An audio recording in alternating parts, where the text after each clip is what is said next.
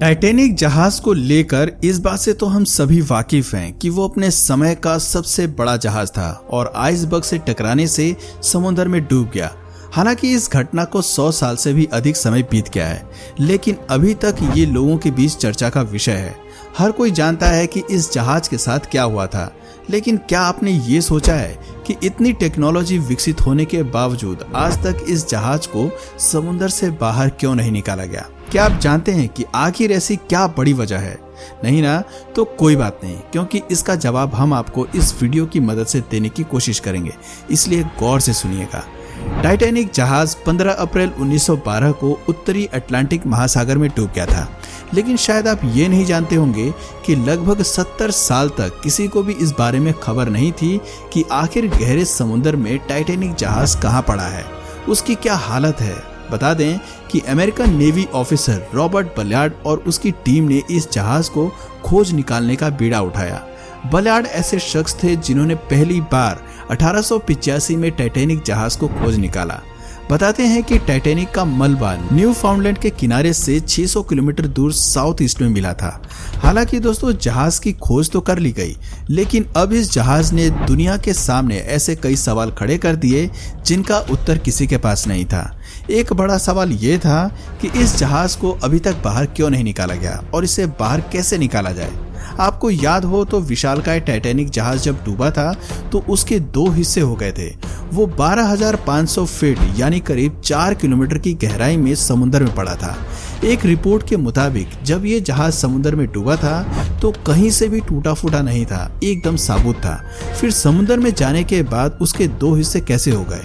Titanic the new evidence documentary की माने तो ये जहाज किसी विशालकाय आइसबर्ग से टकराने की वजह से नहीं डूबा था, बल्कि ये आग लगने के कारण डूबा था। हो सकता है कि आग लगने से बाद में 2 हिस्से हो गए हों।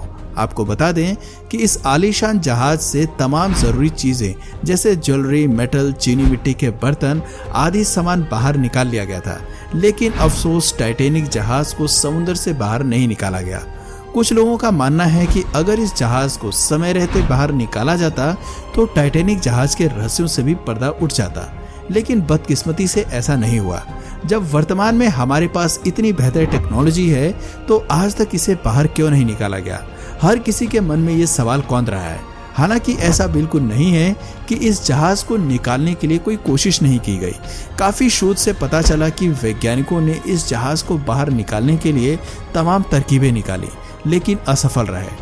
पहला उपाय, कुछ लोगों ने इस जहाज को निकालने के लिए उपाय दिया कि उसे सबमरीन या मैग्नेट के जरिए बाहर निकाला जा सकता है, लेकिन दोस्तों ऐसा करने के लिए टाइटैनिक जहाज की ही कुछ बातें उसे बाहर निकालने में रोड़ा साबित हो रही थी। टाइटैनिक को बाहर निकालने में सबसे बड़ी मुसीबत इसका वजन था। टाइटैनिक जहाज का वजन 1.43 लाख टन था।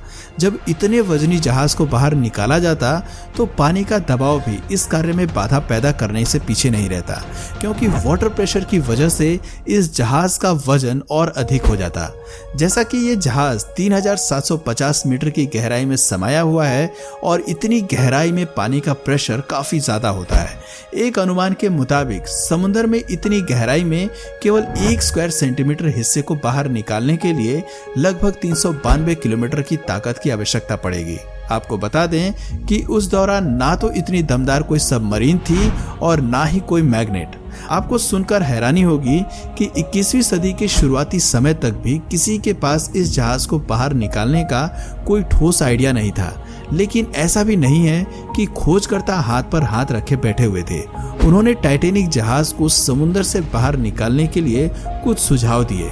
दूसरा उपाय, एक सुझाव दिया गया कि क्यों ना पिंग पोंग बॉल की मदद से इस जहाज को बाहर निकाला जाए। अब आप सोच रहे होंगे कि ये कैसा मजाक है। दरअसल सुझाव देने वाले लोगों का तर्क था कि अगर जहाज में इन हल्की बॉल्स को भर दिया जाए तो जहाज को धकेलने में मदद मिलेगी।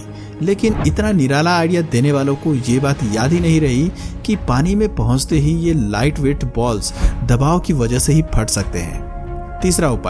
तीसरा अजीबोगरीब आइडिया ये था कि क्यों ना जहाज को हीलियम से भरे हुए कई बैलून से बांध दिया जाए, फिर इन गुब्बारों के जरिए जहाज खींच लिया जाए। बताते हैं कि ये सुझाव देने का मकसद उन गुब्बारों को हॉट बैलून्स की तरह यूज करना था। लेकिन दोस्तों, इस तरह के सुझाव देना जितना आसान था, उतना ही मुश्किल जहाज को बाहर निकालना था। ऐसे में सवाल उठता है कि पानी के भीतर इन गुब्बारों को पंप कैसे करें। चौथा उपाय, इसी दौरान किसी ने ये सुझाव दिया कि जैसे बर्फ का घनत्व यानी डेंसिटी पानी के घनत्व से कम होता है, तो क्यों ना जहाज को बर्फ में कन्वर्ट किया जाए, जिसे आप कुछ इस तरह समझ सकते हैं कि जब हम पानी या किसी सॉफ्ट ड्रिंक से भरे ग्लास में बर्फ डालते हैं तो वो पानी के ऊपर तैरती रहती है, नीचे नहीं डूबती। दोस्तों, आर्थर हाइकी ऐसे इंसान थे जिन्होंने इस जहाज को आइसबर्ग में तब्दील करने का आइडिया पेश किया। उन्होंने कहा कि जहाज के मलबे के चारों ओर के पानी को जमा दिया जाए, पानी को पूरी तरह से फ्रीज कर दें। इस तरह जहाज पानी के मुकाबले हल्का हो जाएगा और पानी की सतह पर तैरने लग जाएगा। तब इसे किनारे पर ले जाकर बाहर निकाला जा सकता है। पांचवा उपाय, आपको बता दें कि एक और हैरत अंगेज सुझाव जॉन पीरिस नाम के एक अमेरिकी इंजीनियर ने भी दिया था। उन्होंने लिक्विड नाइट्रोजन को यूज करने की सलाह दी थी, लेकिन ब्रिटेन की एक गैस कंपनी बीओसी के लगाए गए अनुमान के अनुसार इस कार्य को करने के लिए करीब 0.5 मिलियन टन लिक्विड नाइट्रोजन की आवश्यकता थी। इससे ये सवाल भी उठता है कि इतनी गहराई में लिक्विड नाइट्रोजन को कैसे पहुंचाया जा सकता है। छठा उपाय, इन तमाम वियर्ड आइडियाज के बाद मिखेल रडनिट्स्की ऐसे शख्स थे जिन्होंने एक सेंसिबल सुझाव दिया। मिखेल ऐसे व्यक्ति हैं जो सबमरीन डिजाइन करने के लिए चर्चित हैं। बताते हैं कि इनके द्वारा तैयार की गई सबमरीन युद्ध में हिस्सा भी ले चुकी थी। इस प्रोजेक्ट पर काफी दिमाग खपाने के बाद मिखेल ने कहा कि हमें इस जहाज को बाहर निकालने से पहले सबसे पहले इसकी अच्छे से सफाई करनी होगी। लंबे समय से पानी में पड़े रहने की वजह से जहाज पर काफी गाज जम गई थी। इसे साफ करने के लिए पावरफुल मशीन की आवश्यकता होगी। पूरी तरह से सफाई करने के बाद किसी मजबूत रस्सी या तार की मदद से इस जहाज को पोंटून बोट से जोड़ना होगा। ये सारा काम मशीनों की मदद से ही संभव है। फिर ऐसी सबमरीन को तैयार किया जाए जिसके टैंक में गैसेस भर सकें और वो सुरक्षित भी हो। उन्होंने कहा कि इस कार्य के लिए बड़े पैमाने पर बिजली की भी आवश्यकता होगी। मिखेल के अनुसार इस प्रोजेक्ट को अंजाम देने के लिए 20 मिलियन किलोवाट बिजली चाहिए होगी। ऐसा करने के लिए एक पावर प्लांट चाहिए। आपको बता दें कि वैसे तो ऐसा पावर प्लांट पानी की सतह पर बनाने में कोई दिक्कत नहीं है, लेकिन भविष्य में शायद ही इसकी कोई जरूरत पड़ेगी। साथियों, फ्लोटिंग पावर प्लांट एक अच्छा आइडिया तो था, लेकिन इतनी गहराई तक जाने वाले तार दबाव के कारण टूट भी सकते थे। इसका मुख्य कारण है कि जहाज का पानी के 4 किलोमीटर नीचे होना। फिर कुछ इंजीनियर्स ने सुझाव दिया कि क्यों ना हम सबमरीन में ही न्यूक्लियर पावर प्लांट इंस्टॉल कर दें।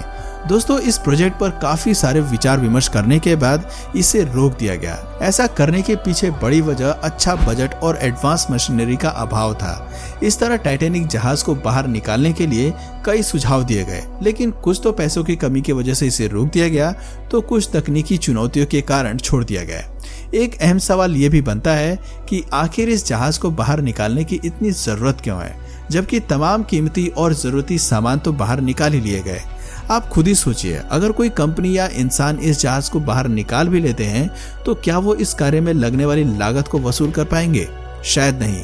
अगर इस जहाज को निकालकर किसी म्यूजियम में भी रख दिया जाए तो इससे होने वाली रिकवरी में न जाने कितने सालों का समय लग जाएगा, जिसका कोई फायदा भी नहीं है।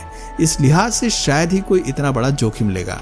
यही कारण है कि टाइटैनिक जहाज इतने लंबे समय से समुद्र में पड़ा है और अब ये पूरी तरह से मलबे का रूप ले चुका है। वहीं समुद्र में मौजूद तमाम बैक्टीरियाज इसे खाने में लगे हैं। एक अनुमान के मुताबिक ये समुद्री बैक्टीरिया आने वाले साल यानी 2030 तक टाइटैनिक जहाज का नामो निशान तक मिटा देंगे। आपको बता दें कि अब ये विशालकाय जर्जर जहाज कई समुद्री जीवों का घर है। साल 2001 में यूनेस्को ने इसे अंडर वाटर कल्चरल हेरिटेज तक घोषित कर दिया है। इस जहाज को बाहर न निकालने के पीछे एक तर्क ये भी दिया जाता है कि जितना पैसा टाइटैनिक को बाहर निकालने में लगेगा, उतने में दूसरा नया जहाज तैयार किया जा सकता है। दोस्तों, इन सभी अहम पहलुओं की वजह से टाइटैनिक जहाज को बाहर नहीं निकाला गया और अब इसे निकालने का कोई फायदा भी नहीं है। शायद ही कोई इसे निकालने के बारे में सोचेगा। तो दोस्तों, आपकी नज़र में क्या टाइटैनिक को बाहर निकालना चाहिए या नहीं, अपनी राय हमें कमेंट करके ज़रूर बताइए। और अगर इस वीडियो से आपको कुछ नया जानने या सीखने को मिला या फिर इंटरेस्टिंग लगा तो प्लीज़ इस वीडियो को एक लाइक करके अपने फ्रेंड्स और फैमिली में से ज़रूर शेयर करें। और यदि आप इस चैनल पर नए हैं तो प्लीज़ इस चैनल को सब्सक्राइब करके बेल नोटिफिकेशन आइकन को ऑन कर लीजिए ताकि हमारे आने वाले वीडियोज़ आप मिस ना करें। मिलते हैं फिर किसी वीडियो में नए टॉपिक के साथ, तब तक के लिए नमस्कार।